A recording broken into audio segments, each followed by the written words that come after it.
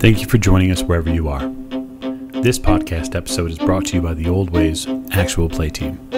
This actual play uses the 7th edition Call of Cthulhu tabletop role-playing game rules by Chaosium. This actual play is performed by adults and in an adult setting. While we try very hard to stick to language for all ages, listeners should know that this podcast may include mature themes.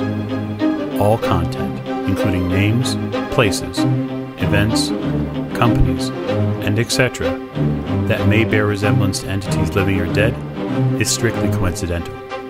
My name is Michael Diamond, and for tonight's game, I will be your keeper. Thank you for joining us again in another episode of the Old Ways podcast, and we have returned to Horror on the Orient Express. We are looking down on our investigators as they continue their investigation of Paris. And so we are going to open the curtains shortly for you, but I'd first like to get through introductions. So to my right. Hello, I'm Mike, and I play James Robert Fraser. And to his right. Hi, I'm Rena, and I play Lady Elizabeth Fitzroy, and I enjoy long walks on the beach and reading books at the opera. At the end of the table.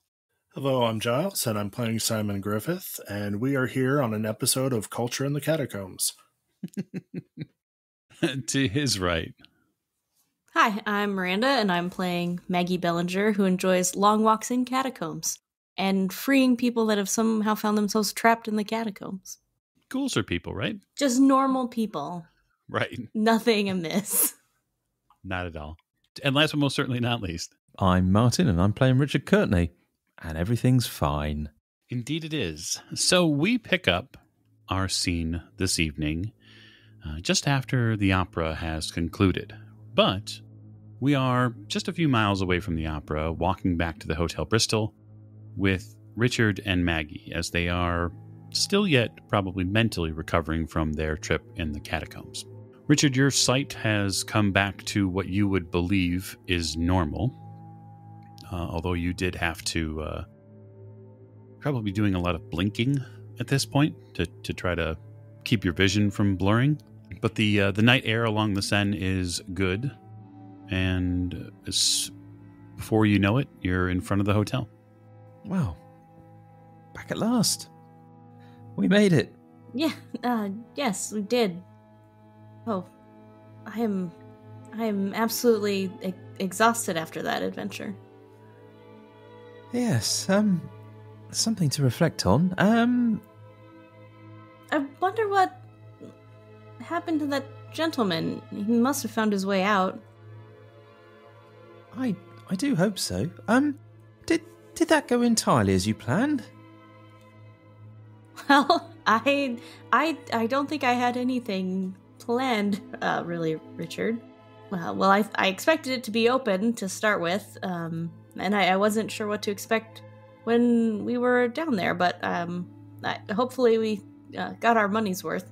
Yes, I certainly think it's a unique experience, and I can't wait to see your write-up. Yes, I was just thinking about what I will put in my book, and also what I'll write back to Aunt Edith about the entire ordeal. Yes, I must write to the professor and let him know how we're getting on. Oh, yes, I think that'd be a great idea. Yes, I keep meaning to do that, but we have been rather busy. No, yeah, yes, quite. Though it seems like we've been traveling longer than we truly have. What time is it out of interest? We'll say it's about 7:30 at this point. Okay. I guess we haven't eaten either. No, but the hotel itself can avail you of something to eat. Well, I was thinking possibly a nightcap of sorts would be nice.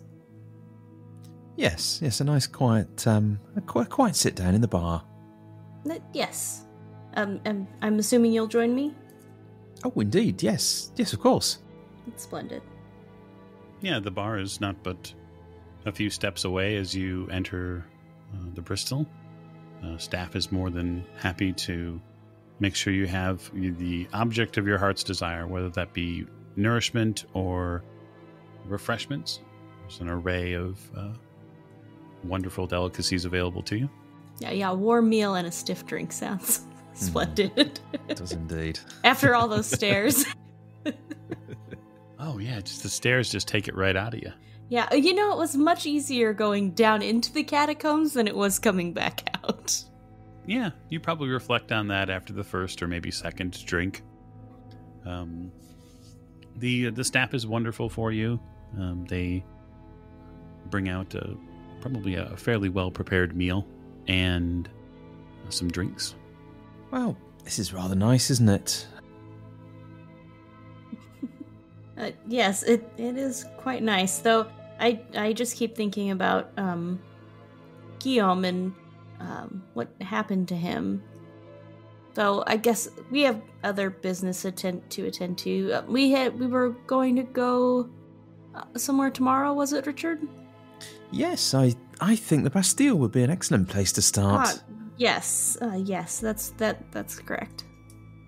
There's so much to do in Paris. I'd love to visit the Louvre if you're interested. Oh, yes, that might be probably a brighter place for us to visit tomorrow in comparison to the catacombs.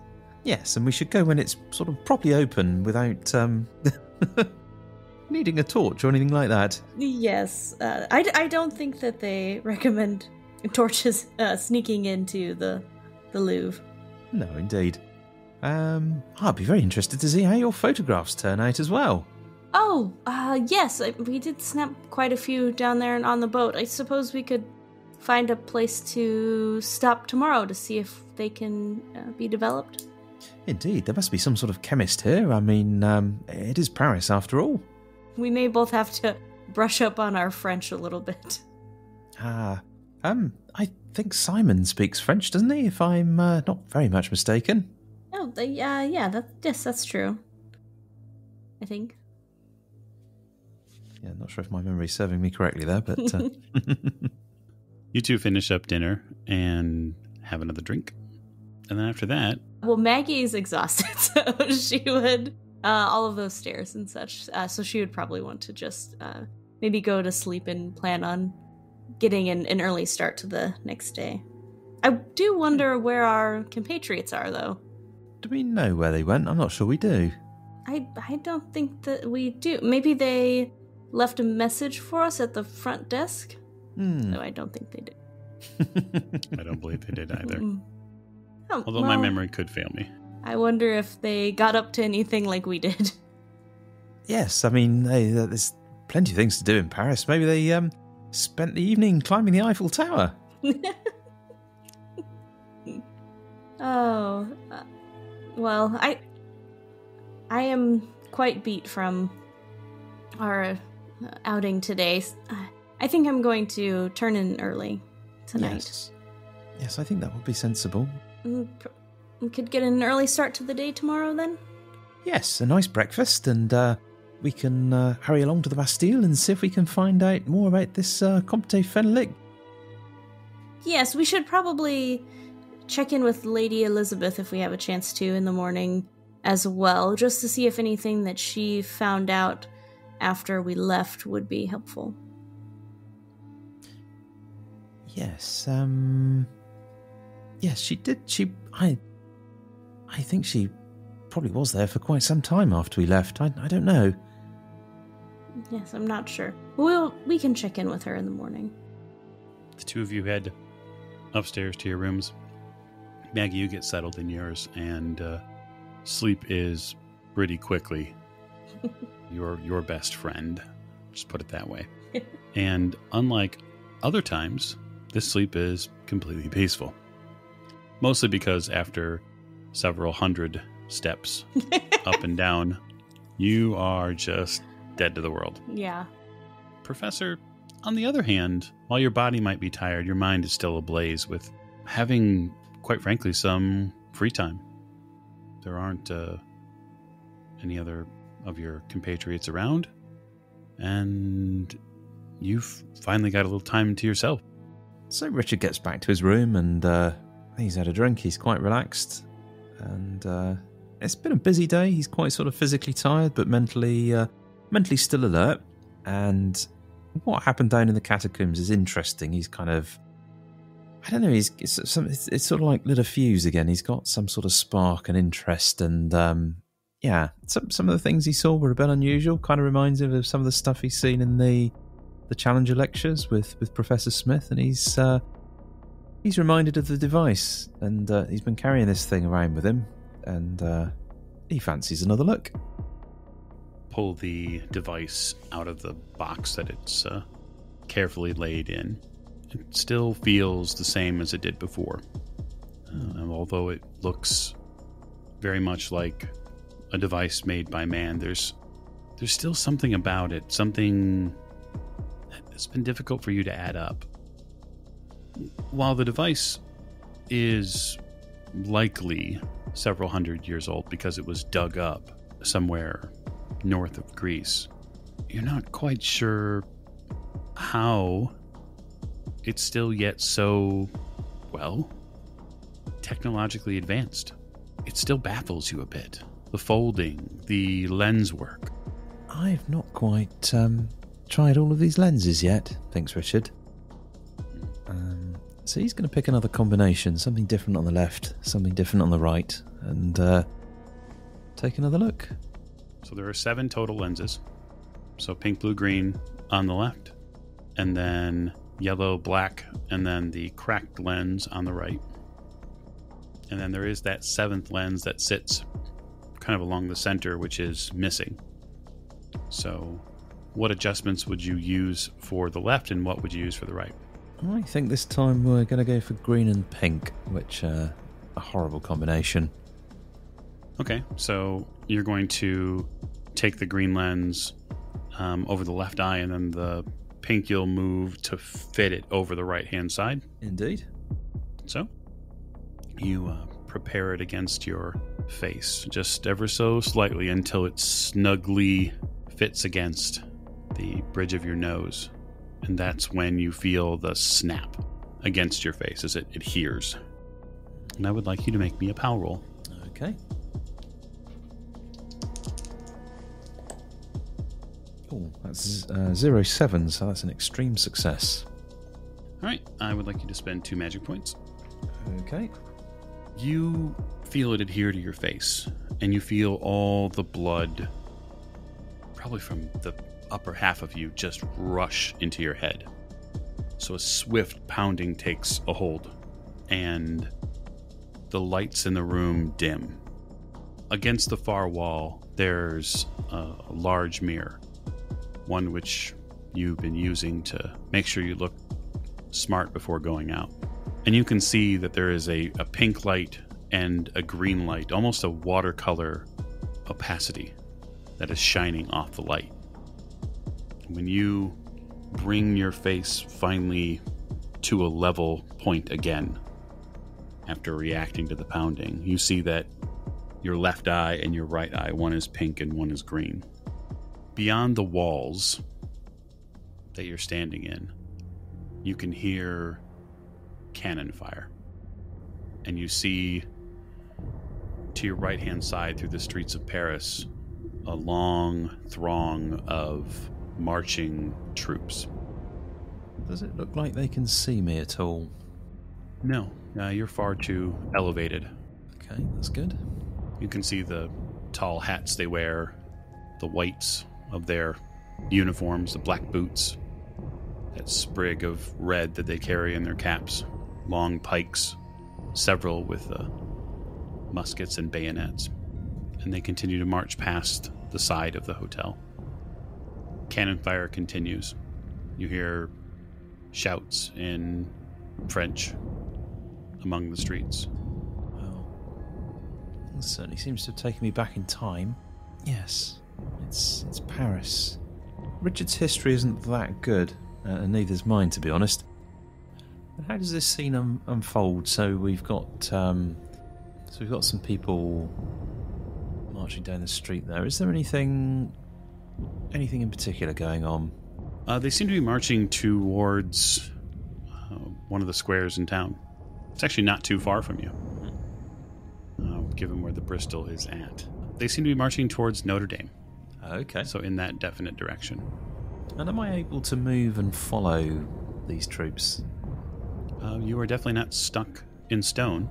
So I'm going to try to head in the same direction that they are, see what they're heading towards.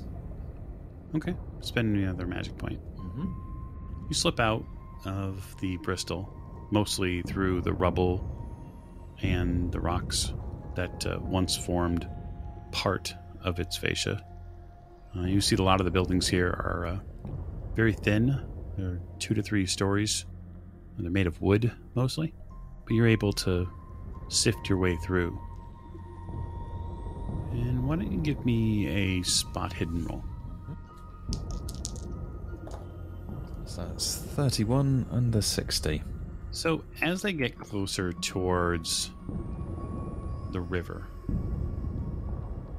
which you're now approaching, you've just passed some of the other hotels and some of the other locations down here on this dive towards Notre Dame. You can tell that the people here are not reacting in a pleasant way to them. It's almost as if these troops are retaking Paris. There's quite a lot of damage that's been done to the buildings around here with bombardments. There's several buildings on fire. It's pretty ghastly. So Richard continues towards Notre Dame, and he's interested to see where these troops are heading to. You don't get as far as Notre Dame. You get about as far as where you believe the Louvre is, as far as your memory goes. And you realize that the building is engulfed. And it appears a very old, historical, quite frankly, quite barbaric tool has been brought out in the square where the Louvre is, that open space. And riding high on top of several what appear to be crudely made platforms is a massive guillotine. And even before you can look away, the blade drops. Is there anyone in it? There is. And it's not just the sound. It's the fact that the guillotine has to come back up because the first blow did not sever the head. This is barbaric. Yeah, it's going to be a sanity roll, sir.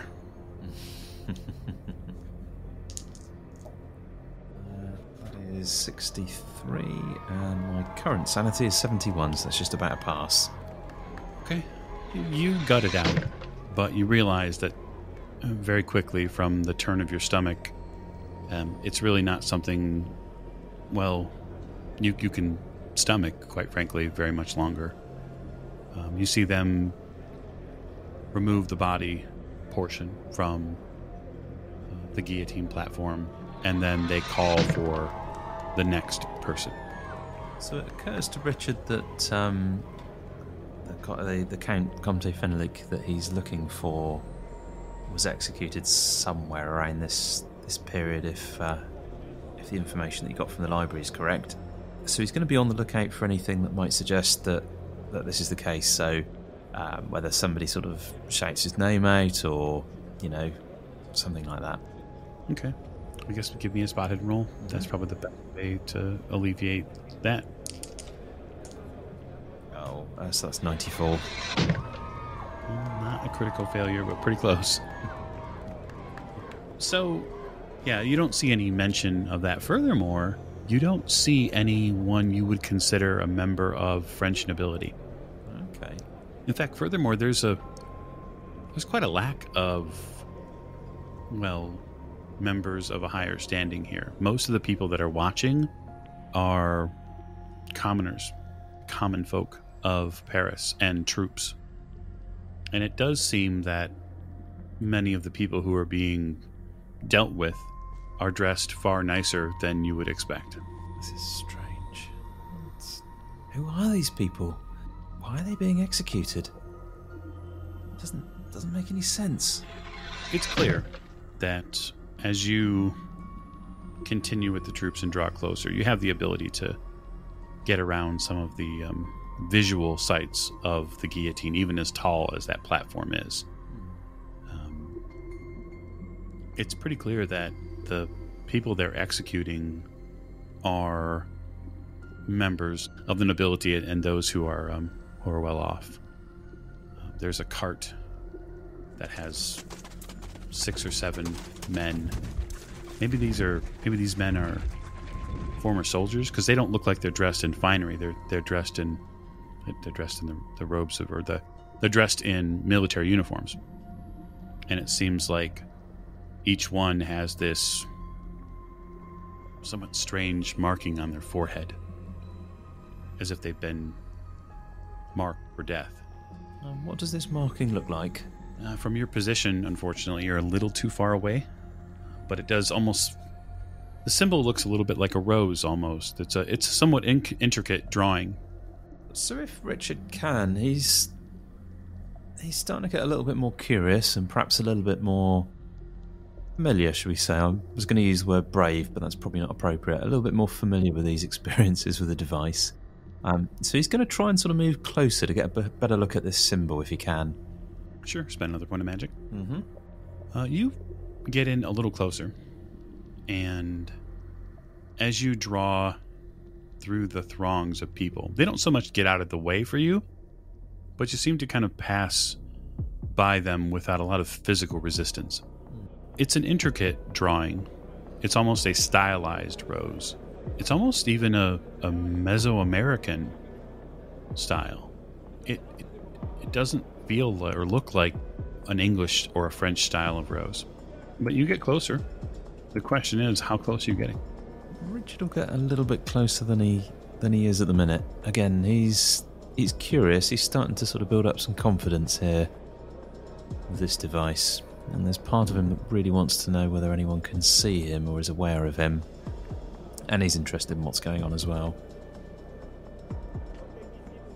You see that the men who are putting people down to the guillotine also have this same rose, although it's not on their forehead, it's on the hats that they wear.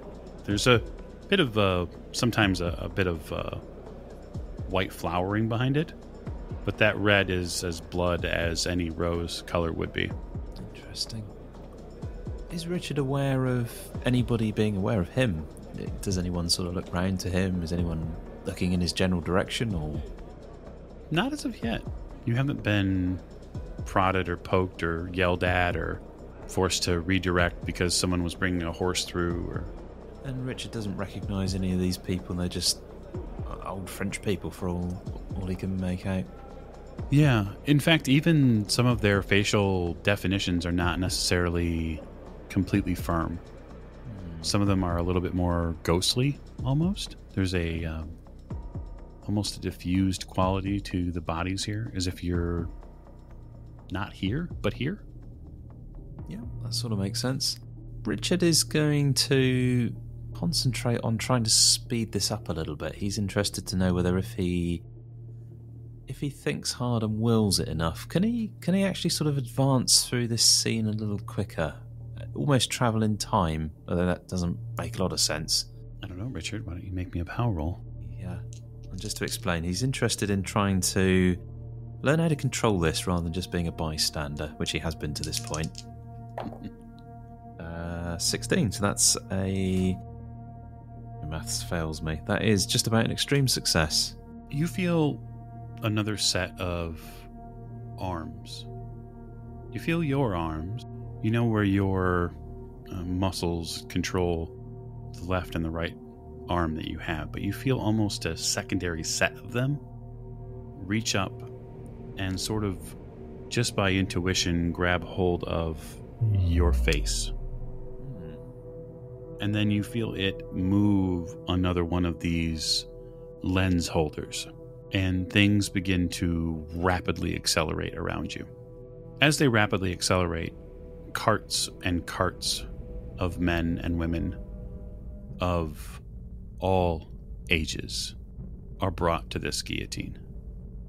And as they're brought forward and dealt with, the crowd begins a raucous cheer until a cart with a beautiful and somewhat older woman is brought before. The lungs of the crowd are bellowing for her head until they get it. And this woman doesn't look in any way familiar. She does not. I'd like you to spend 5 points of magic. Wow. Okay. Richard's getting tired at this point. So Richard is going to try and detach from the current situation, see if he can get back to the hotel. Okay, yeah, detaching is easy enough in the sense that if you mentally think about, you end up mentally picturing the Bristol again. Mm-hmm. The walls of the hotel, the objects therein, the bed. And after a few moments, there's almost this internal tick of a clock, and you hear the sound of the crowd dim, the march of the troops fade, and the light of the hotel room in Bristol arrive. And what time is it? Is it just a few minutes after or thereabouts, or has he lost several hours? You've lost about an hour, so it's about 9:30. And you come to the realization that this device allows you to part the veil of time. And it's such a jarring mental answer to come to. It's very difficult to deal with because the possibilities are endless. The things you might be able to see are now endless. Yeah, it's a real revelation that he can actually control this thing. So if he wants to speed something up, he knows he can do that now. And most immediately after taking it off, Richard's starting to think to himself, well, if I can go forwards in time from a place that I appear at, perhaps I could go backwards or maybe to another place.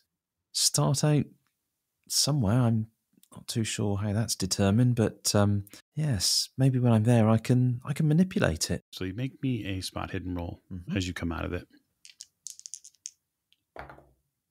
It's not a good day for spot hidden rolls. That's 95 again, over 60. Oh, okay. You do not notice it. I do know that you're a little exhausted from all of the work therein. You're also a little... You might need a bath, Richard. You're a little sweaty.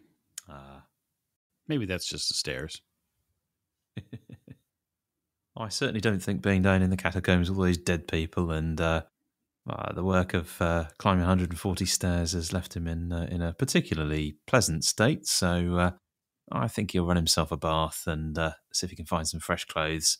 And considering maybe put those outside for the cleaner to launder for him. Very good. Are you heading to bed after that? I think so. Yeah. He's had a hard day. Indeed, you have. Okay, so what we'll do is we'll dial the time stream a little forward. The folks who were at the opera last night arrived back at the Bristol, having had just a wonderful evening at Carmen. Well, at least, I would say all of them. I mean, one of them was a little bit more focused on reading a book, but that being said, Carmen was wonderful, as was the lead, which you all got a chance to meet afterwards. So, morning arrives in Paris on day 3 now. I'd like to know how you're all spending your morning.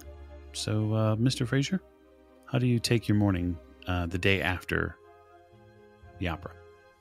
Obviously, Mr. Fraser was very excited to meet Katerina, the soprano, the previous night.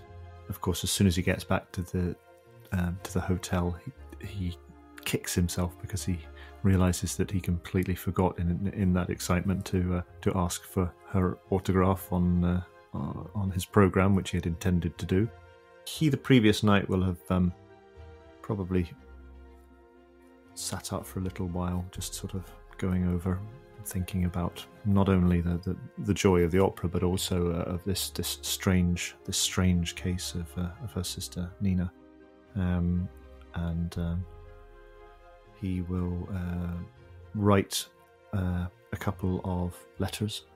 He's going to write to his very good friend, Mr. Francis Grant, who lives and works out in the West Country. He's going to write a letter to his sister. Also, he's going to compose a telegram through to London to the gentleman that's making some inquiries on his behalf there, just to see if there's any movement forward. And I guess he'll probably do that in the morning when he wakes up, because it'll be fairly late at night by the time they get back to the hotel. And so yes, he'll get up pretty early, and he will give the letters and the telegram to the reception at the hotel to get posted. Have his breakfast, check on Lady Elizabeth as well. There is a meeting, I believe, with Katerina a little later in the morning, so obviously he's going to attend to Lady Elizabeth's needs, such as they might be that morning. So, speaking of Lady Elizabeth, what are your needs this morning, milady? Well, I think I would take a little bit longer of a time getting up, so have a bit of a lie-in, because it has been a very tiring few days and I haven't let myself rest enough to get my spoons back, so to speak. So write in my diary, look back over some of the notes I made on my reading that I did the previous night, and make notes of anything more I want to research.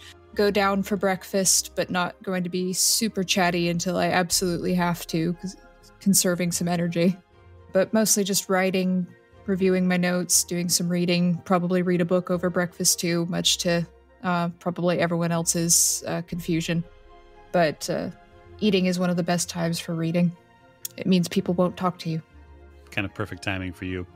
I suppose then you'll get a little bit later of a start in the morning than some of the other folks might get. Although, given the busy day that some of the other folks had, maybe everybody just kind of gets to breakfast just a skosh later than normal, maybe an hour or so. So if breakfast normally happened at say around 8 o'clock, maybe it's 9. Maybe that Parisian morning is now seeping its way into our investigators' hearts as they get up later and later. And then soon they'll get up around the time Aunt Edith does now. Simon, how do you spend your morning then? Well, I'm going to go ahead and get up. I'm going to have myself a nice breakfast. Like, I guess what Simon would like for breakfast would be like a full English, all the meat and eggs and toast he can get. Yeah, I mean, the hotel is more than willing to accommodate your tastes. They serve English people as well. So while their breakfasts here are probably a little bit lighter than you might be used to, they're more than willing to accommodate you. Damn, these eggs are fluffy. And otherwise, Simon is well rested and waiting for Fraser to come downstairs. Yeah, actually, you might be quite surprised to find him up and mobile already. He's a busy man, it seems. Mr. Fraser. Oh, good morning, Mr. Griffith. Did you sleep well? I did. So, what shall we do today? Are we going to head over to the opera, do some more shopping, go to the museum, Jim? Yes, indeed. The museum. I believe we have an appointment this morning with Miss Cavollaro, though, if I'm not much mistaken. Is it going to be all three of us or just us two? Well, I'm not quite sure. Lady Elizabeth isn't down yet, so I haven't had a chance to ask her. Have you seen any sign of Professor Courtenay or Miss Bellinger? Nope. I didn't feel like disturbing them last night. I'm sure they were sleeping already. Ah, well, no doubt the fresh Parisian air has made them sleepy. I'm sure they'll show face at some stage. I'm assuming that is correct. Well, I suppose we should have something to eat and wait and see what the others have to say. Perhaps Lady Elizabeth will wish to join us when we go across to the opera. If not, I guess we can head on whatever time suits you. Sounds like they have eggs and pork and all the other sundries that make for a good meal here, so this will be fine.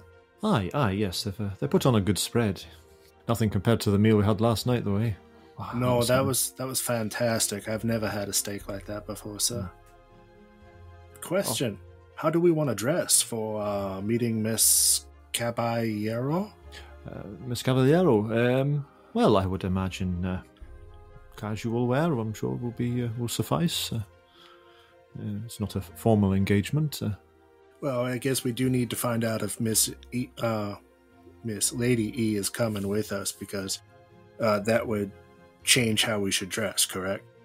Aye, well, I mean, we won't need to wear evening attire. Let's just say that. Something smart, yet casual, perhaps. I think this is when Lady E makes her appearance in the dining room. Mr. Fraser will immediately rise and go to greet her. Your ladyship, you slept well, I trust? Quite well, thank you, Fraser. Looks like you've had an early start to your morning. Oh yes, busy bee, you know me. Yes, I don't know where you find the energy, but I marvel at it. Good morning, Mr. Griffith. Morning, ma'am. We were just talking about you. In a good way. That's what all my friends say, and I never quite believe them. She smiles to let you know it's a bit of a joke. We were wondering if you wish to accompany us when we go to the opera this morning to speak to Miss Cavallero. Of course I do. It's a murder investigation. Sounds delightful. Delightful, possibly not the word I would have used, your ladyship, but would you care for some breakfast? Yes, please, if you don't mind. I'll let the two of you make your plans. I have a little bit of reading to do before we leave. Just let me know what time you would like to depart, and I'll be available. But for now, I'd like to do some more reading. May I make a suggestion, ma'am? Yes, Mr. Griffith? Now, Jim here was saying that we should wear some smart clothes, but I'm thinking we need to definitely have functional outfits if we're going to be doing an investigation.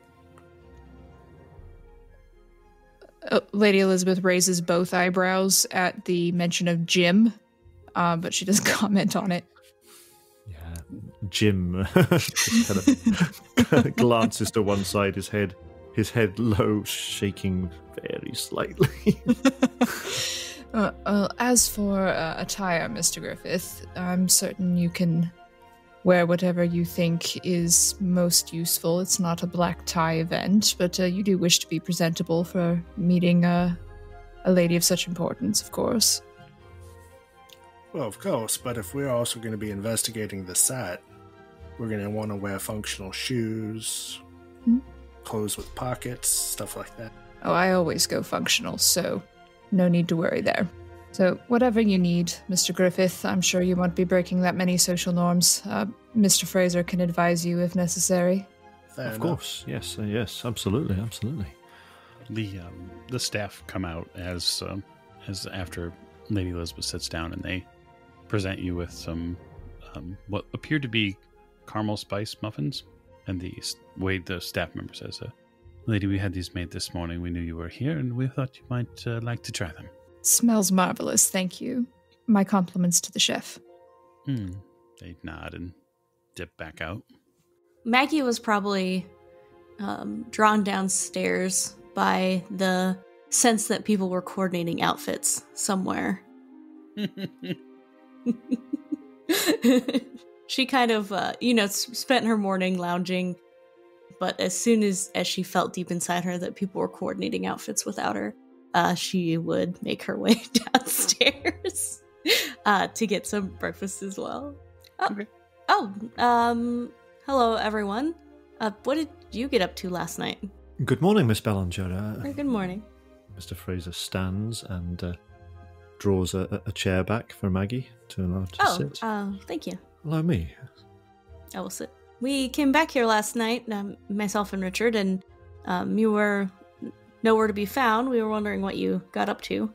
Oh, we were at the opera, in fact. Miss Oh. Bellinger. We didn't know where you and Professor Courtenay were, so we weren't able to invite you along, I'm afraid. Oh, well, I'm quite sorry I missed that. We actually went to explore the catacombs. Oh, goodness me. And what's the verdict? The verdict is it's very deep. There's a lot of stairs, and we actually got, well, as Richard would put it, a private tour. Indeed. What manner of tour was that? Did you get to see areas of the catacombs that aren't normally open to the public. Yes, and some would say self-guided. They were closed yesterday, and you wouldn't have believed to see Richard in action. He actually paid a young man off to get us in. Goodness me! Well, quite the daring do, eh? Yes, it surprised me to see that he had it in him. Well, we shall have to grill him on the particulars later. Good morning. Hello, speak everybody. of the devil. Yes, we were just talking about you, Richard. Oh, nothing good, I hope.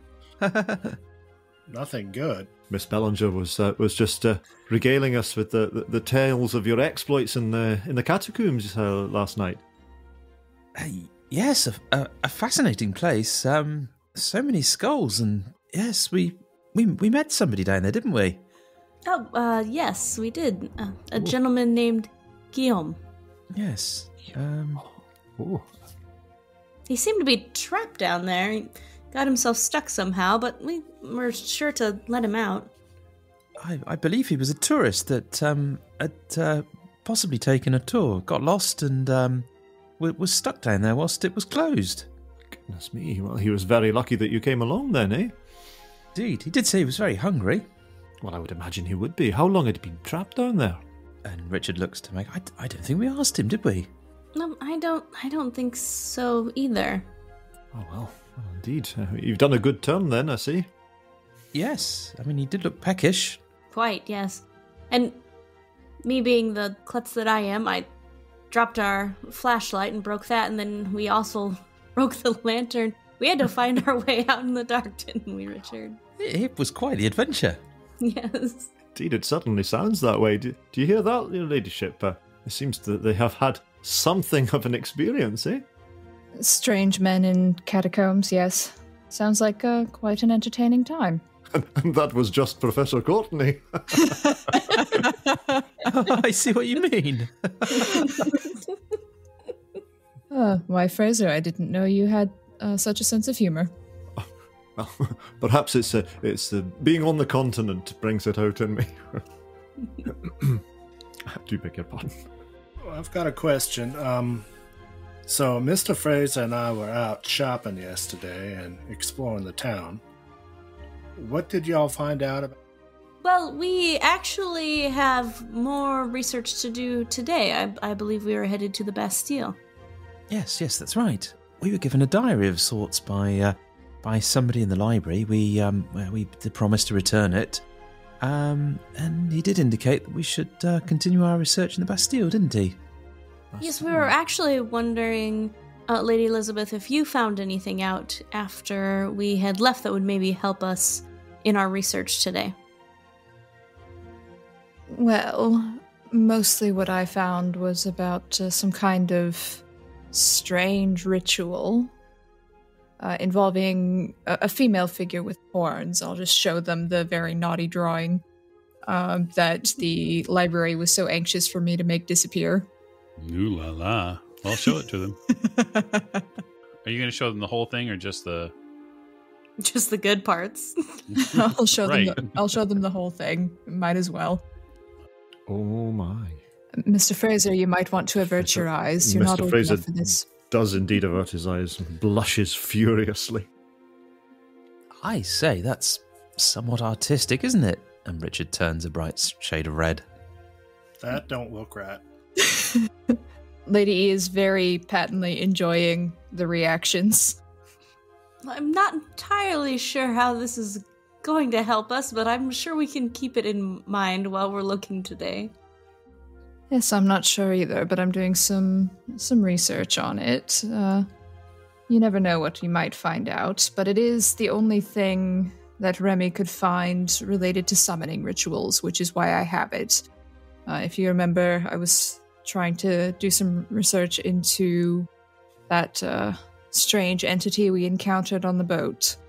And this was the only thing he found in the library, so I don't know if they're related, but they seemed very interested in me taking it off their hands, so here we are. And also did some reading Not quite sure how it relates, but there is some kind of pagan fertility ritual sort of thing going on. So lots of interesting little notes, but I can't quite connect all the dots yet. I don't know if maybe your Comte had something to do with these sort of pagan rites or not. Yes, I'm not sure, but we can keep that in mind, and if there's anyone that can connect the dots, I'm sure that it's you, Lady Elizabeth. I appreciate the vote of confidence. Do you understand this writing here? Some of it looks like it's in English, but the rest of it is just gibberish. No, I haven't quite figured out what it is yet.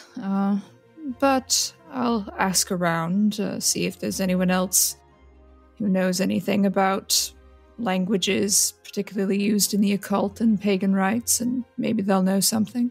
I'm sure there must be at least one linguist in Paris. Maybe just show them the writing, though, and not necessarily the imagery. Yes, I suppose. Although it really does depend on who you speak to. This is Paris, after all. Oh, that is true to keep in mind. They are their own set here. All right, then. A wonderful breakfast is had by all, in short order.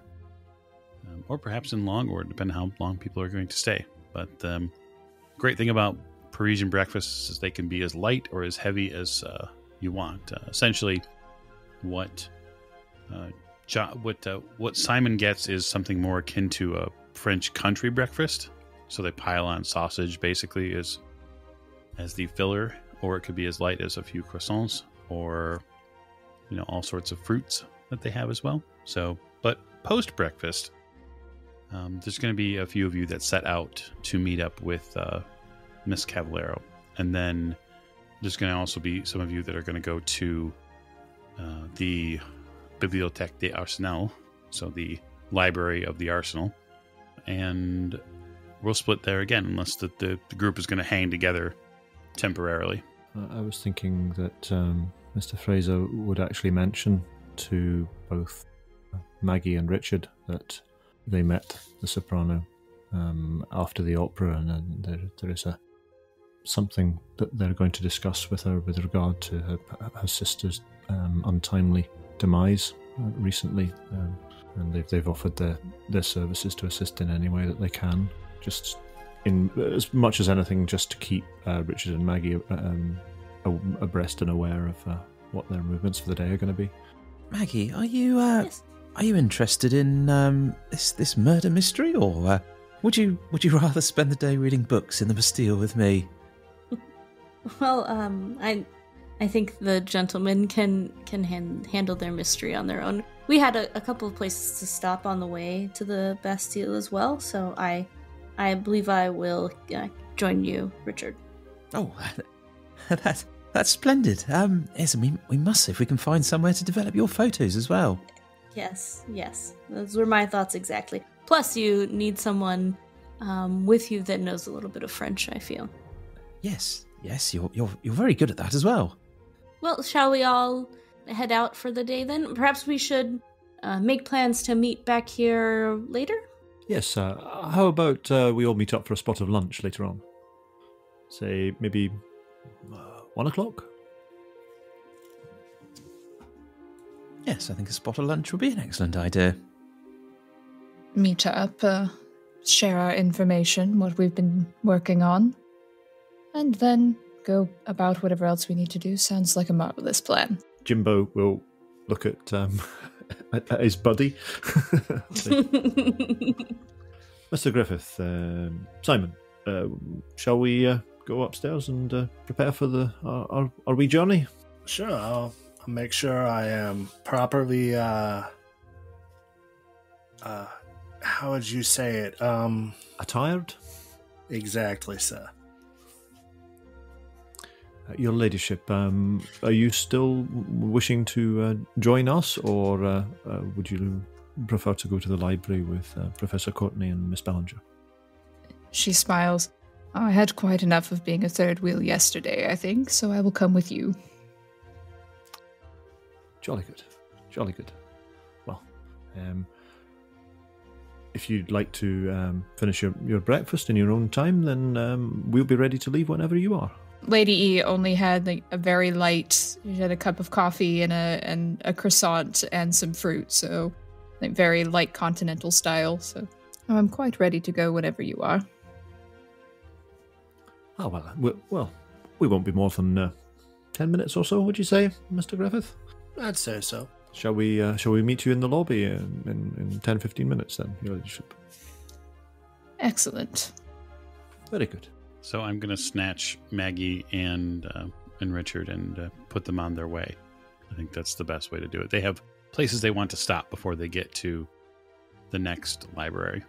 And I believe one of those spots is a chemist. You'd like to find a chemist, yes? Yes, indeed. Chemist will be good. I have some ship and catacomb pictures to get developed. Indeed.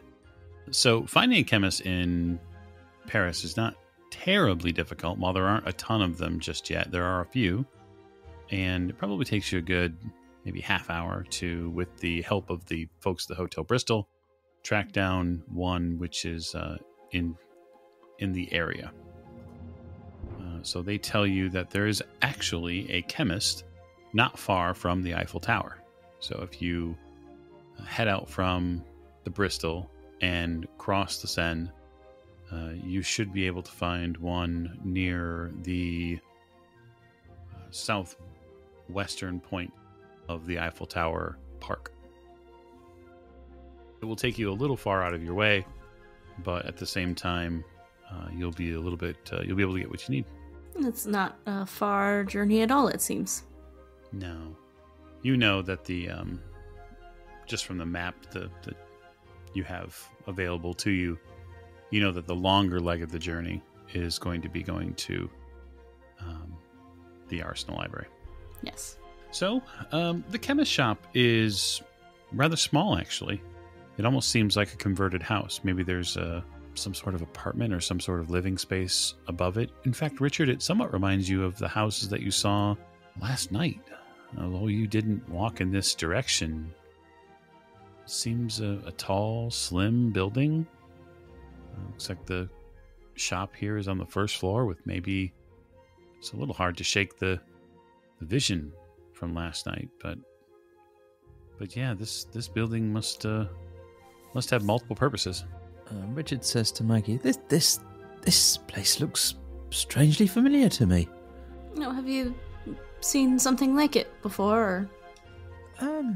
Well, in a manner of speaking, although I was tired last night, I confess I was experimenting with a device that I had again, and I did see visions of something that looked stunningly similar to this. Well, I wonder if it was this place itself. Or at least the area, perhaps? Well, I mean, it could have been. It's very difficult to understand exactly where you are when... It was some time in the past, and things don't always look the same, you understand. But this does look familiar.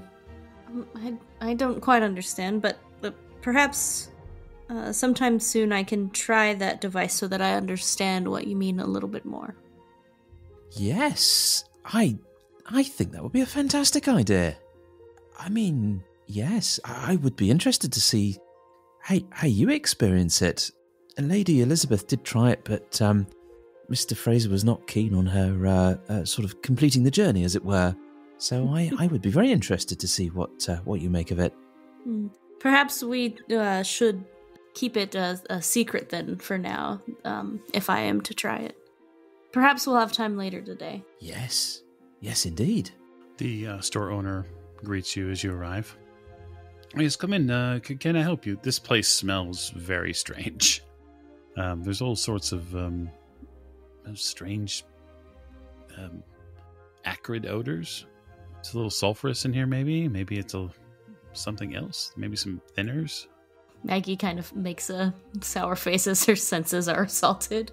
Excuse me, I'm looking to have some film developed. Could we possibly do that here? Oh, of course. Do you have the film?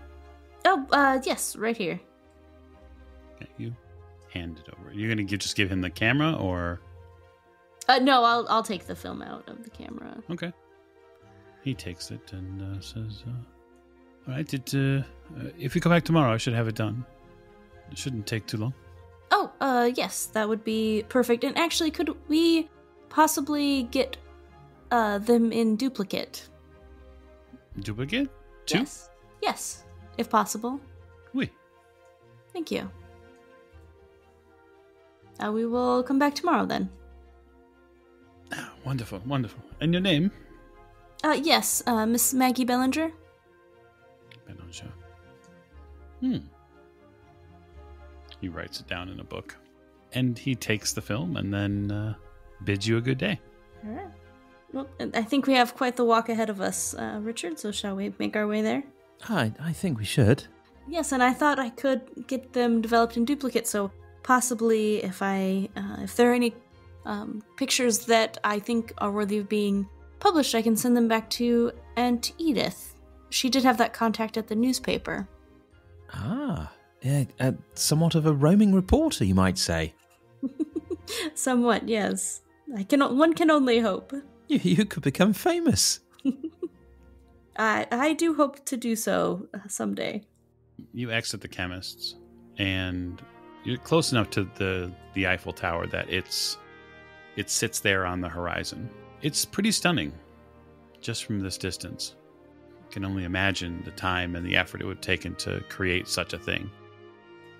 But in the distance there, beyond the tree line, beyond the buildings, rests a piece of iron artwork. And even though the skies here have not yet completely cleared, the trailing clouds in the background still kind of wrap around the Parisian morning, it is pretty stunning in its height and in its form. I'm sometimes minded to ask myself, why did they build this? I mean, it's very spectacular, but the effort involved must have been phenomenal. Well, I suppose that's true, but it does draw many people here.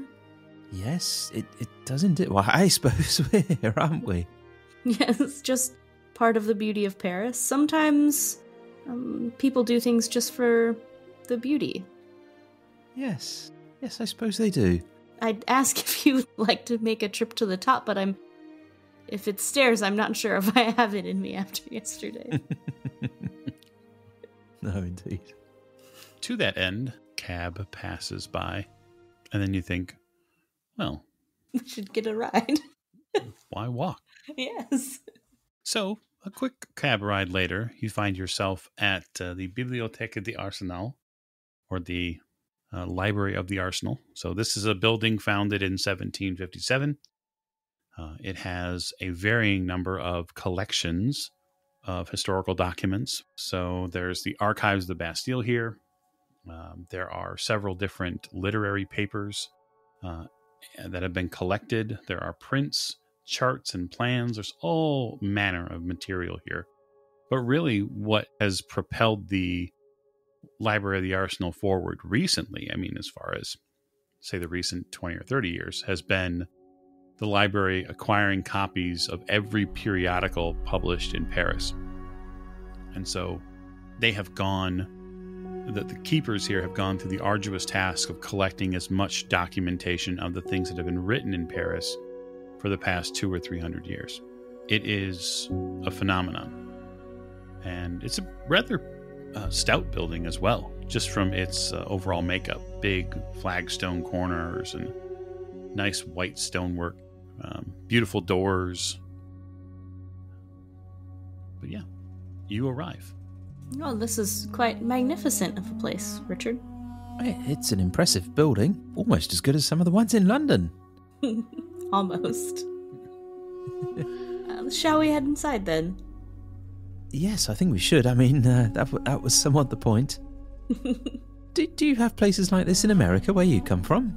Not quite. America doesn't quite have the history of Europe. No, I suppose that makes sense. Yeah, We do have libraries, of course. Of course. I mean, who wouldn't have a library? We should go in. Okay. Yeah, it is a library, so once you get beyond the thick, wide doors that protect the outside, this rolls on like any other library, Richard. In fact, you're quite relieved that this place seems to be a little bit more organized.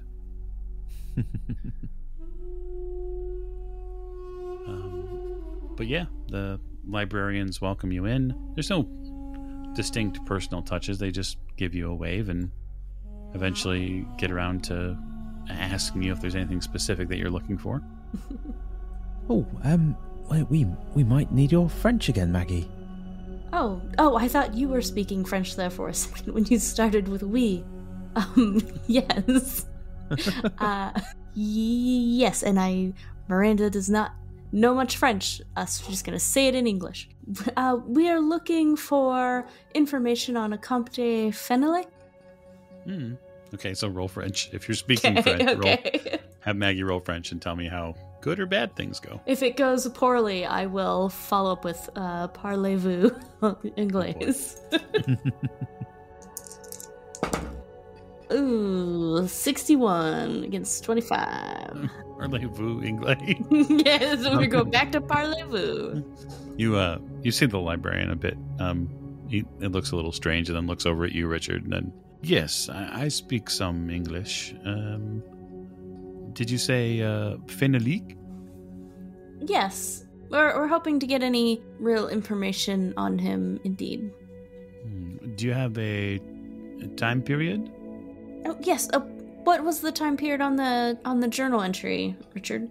I don't recall. So Richard pulls out the diary and starts leafing through.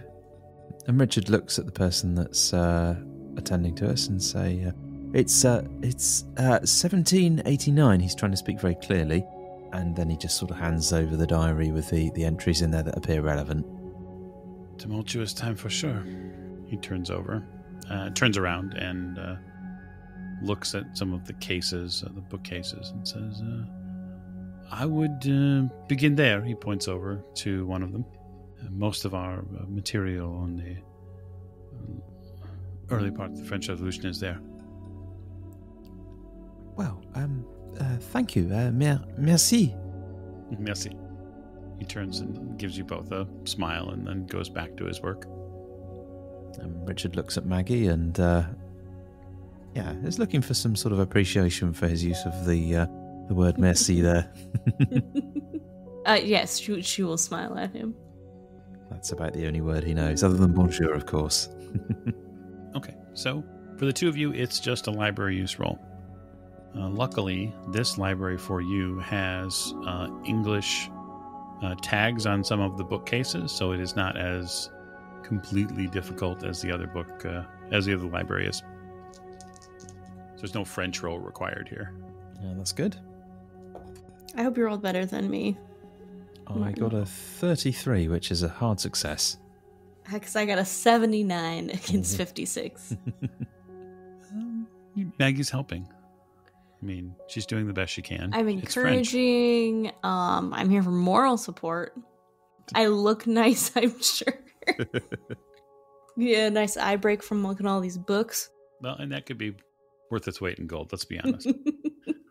After a good bit of digging, Richard, you do seem to come upon the diary of a captain during this turbulent time in Paris. A Louis Mellon. He seems to have led an assault on this Comte's mansion. So Richard will show this to Maggie and say, well, yes, this looks interesting. Oh? So it's entitled From the Report of Captain Louis Mellon, June 1789. And it reads as follows. When we arrived, the feast was still in progress. Men and women were rutting like rabid dogs. We chased them out, arresting the ones who were not able to vouch for themselves. I sent 6 men to capture the Comte. While I entered the chambers beneath, I cannot bring myself to describe what I saw there, save that we had entered a cesspool and it was hell. God protect us. Many devices of torture lay in many chambers.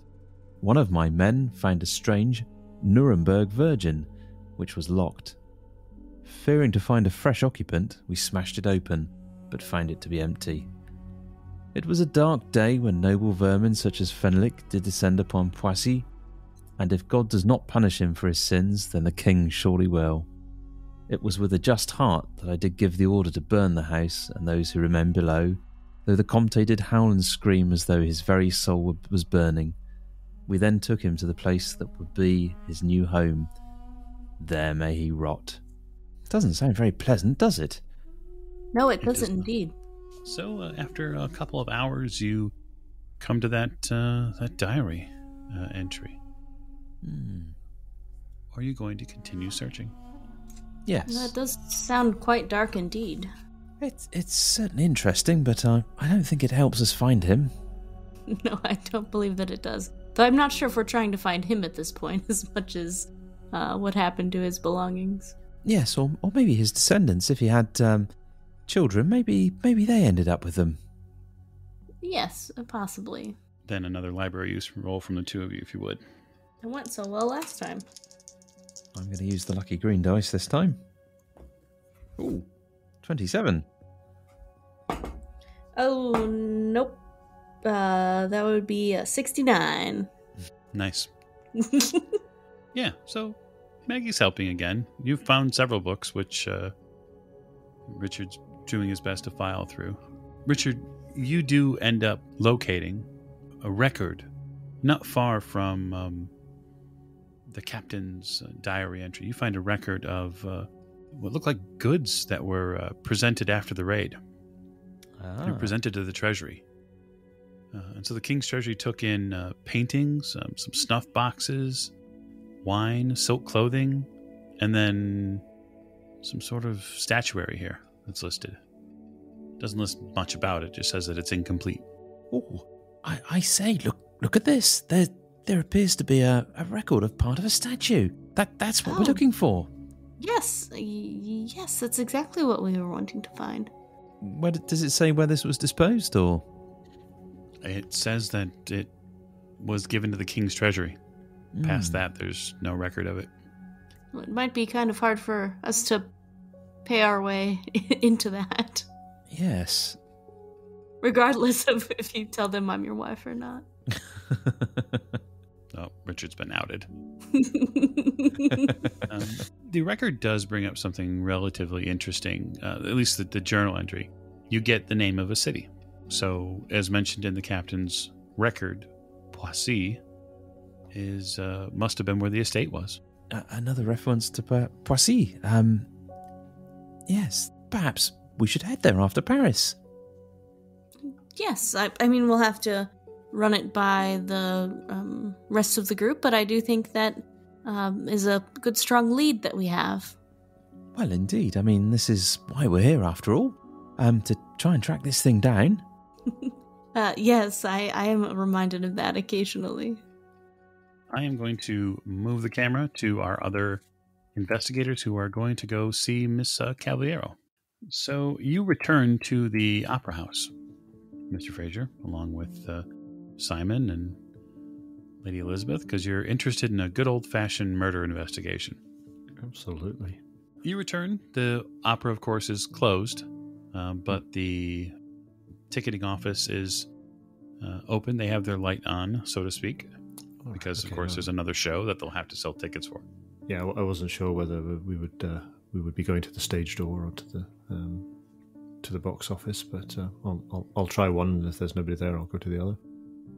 Yeah, you do find the backstage door is open, although there is a gentleman just inside the door that seems to work for the opera.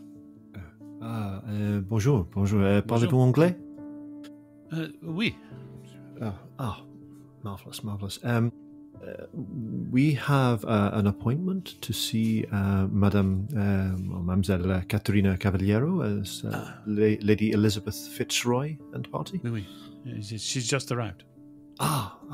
Merci. Come this way. You get led back along the corridors of the guts of the opera house until you arrive at a door that you passed not but 12 hours ago, probably. And a very soft knock, and the theater worker listens in at the door and then opens the door after he seems to kind of nod. And you see a rather, I don't want to say dressed down version of the singer, but a relaxed. She's dressed in a nice day dress. There's almost a small bit of color in it, but she has her hair up, and she seems to be smoking a very long cigarette out of a long holder. Bonjour, good morning. Enchanté, mademoiselle. Mm. Thank you very much for seeing us. She stands up. And, Lady Elizabeth? Thank you for seeing us this morning. It is me you're doing the favor for. And she looks at Simon. Good to see you again. Mercy. So where should I begin? Tell us from the beginning. My sister Nina, she was the life of the family. As much as my voice raised our family to a different station, my sister Nina was the guts of what brought us together. She very much supported me she kind of raises her hands and gestures to the room itself. She's the reason why I am here. I never thought I had a future in the opera. Really? I find that, to be honest with you, I find that hard to believe. You have such a beautiful voice. Oh, thank you. She blushes. I spent many years of my life considering a life of religious celibacy. I understand. But I had a moment with God in my prayers, and He told me that my voice should not be kept from His children. Well, the Lord does not want us to squander our gifts. She nods. Nina and I took up an apartment just a few blocks from here. And we worked day and night to try to pay and get voice lessons. I went to teachers, one after another. And it must have been just after my birthday, perhaps 5 or so years ago, that she met this man. You met him on the train. Yes, Monsieur Laverne. Yeah. He cared very much for Nina and cared very much for their future together. But I believe that he was very much interested in separating the two of us. Oh, really? I didn't realize that. He certainly made no mention of that when I spoke to him. No, of course not. He would not want to color the picture something else than it was. You understand? I do. You see, he was not allowed to go to the funeral. The family would not allow it.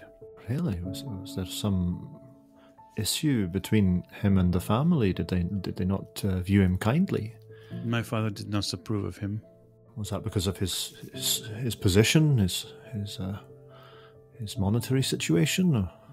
No, it has nothing to do with money. You see, we are not. How should you say? We are not people of money. We are just people. But She stops for a second and takes a long drag from the cigarette before it goes out. Please, take your time. He is, or was, involved with some bad people. He made choices. He was concerned because Nina and they would not have enough money to start over on their own. So he began to take things into his own hands. Do you understand what I mean? I believe I do. It was not honest work, sir.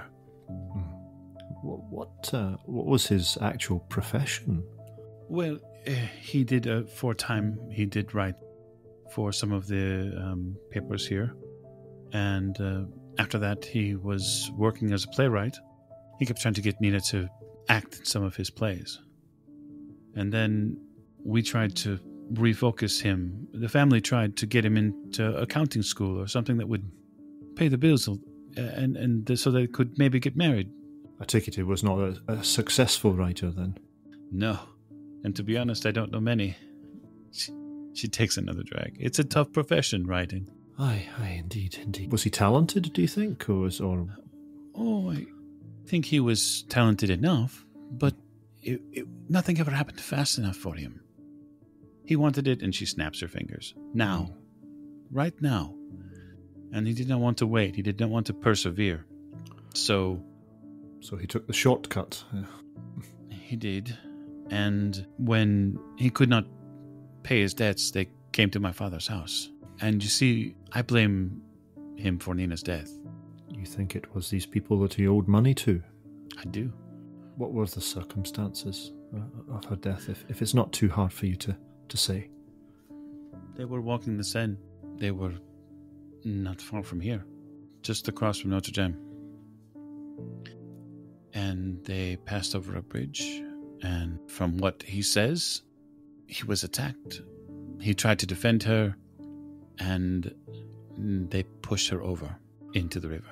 And you believe him? I believe that she is gone. I don't believe he was a hero. I believe he was a coward. He certainly seemed quite beside himself when I spoke to him on the train. If that's any consolation, it was evident to me that he loved her very much. And whatever his faults might have been, that was not one of them. As I said last night, I do not know what can become of this, any investigation. There may not be a resolution. You see, these things, sometimes they just happen. It's been my experience, Mademoiselle, that there's always a reason for something. Things don't just happen. And if it's at all possible, we will do our utmost to put this to right, to see some justice for your sister. And the gendarmes, the police, they have no interest in this case. They are writing it off. Do you think they are in any way compromised? I do not believe they are compromised, but I believe the places they would look, they do not want to look. Do you know what I mean? I believe Yes. that there are forces here in Paris that they are afraid of. So the whatever organization it was that this fella Laverge got himself involved with, they have some power in the city. Indeed. Do you have a name? We just call them the Black. They're not as powerful here as they are in our home of Italy, but the black shirts, fascists. Aye, I know of the black shirts. A bad bunch. And so even my father, when he wanted to stand up and force the gendarmes to investigate, they would not do it. I can see that. When there's politics involved, things tend to get messy. Indeed. I have but a few shows left here before I leave Paris. So I will continue my preparations, and I should be here for perhaps another week. Very well. Well, if you have any names or addresses that you think might be able to help us in our search, then please let me know. And I can't promise that we'll be able to make any significant difference with regard to the organisation itself, but certainly the individuals concerned, well, if we find them, then let's just say that they'll regret their actions. You could check if you wanted to.